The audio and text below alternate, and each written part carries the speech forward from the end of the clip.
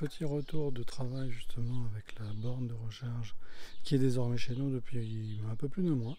Donc là, en fait, elle est en train de charger, ou du moins elle est en train de finir sa charge quotidienne. On n'a pas de retour négatif par rapport à la borne. On a un mois d'historique maintenant, donc la borne c'est vraiment qualitatif. La petite prise qui est derrière, en fait, elle fonctionne très bien et elle nous sert très régulièrement.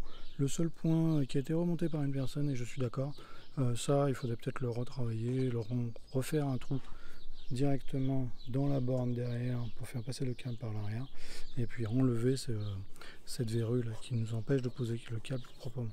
Donc c'est la seule chose que je recommande si vous passez sur ce type de borne, regardez de ce côté là. Pour le reste, la voiture, c'est pas un souci particulier, ça marche bien, ça se recharge sans problème, d'ailleurs là c'est en cours de recharge, c'est tout bleu. Donc du coup on a vraiment un grand plaisir à l'utilisation et je le recommande à 200%. On a configuré chez nous uniquement en charge verte, du coup on n'utilise pas du tout le mode charge forcée par exemple en ce moment. Nous on n'utilise que la charge verte que grâce au soleil au-dessus et la surproduction qu'on a, et ça marche impeccablement. Dans notre cas, je rappelle, on est à 2 kg, enfin 9 kW crête, ce qui fait autour de 6,5 kg, 7 kg de production instantanée maximale, ce qui est largement suffisant de par notre fonctionnement et de la maison. Donc voilà, donc vraiment bon retour, bonne expérience.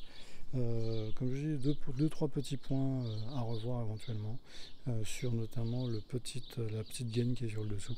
C'est la seule chose qui donne un peu un effet différent. Pour le reste, nickel.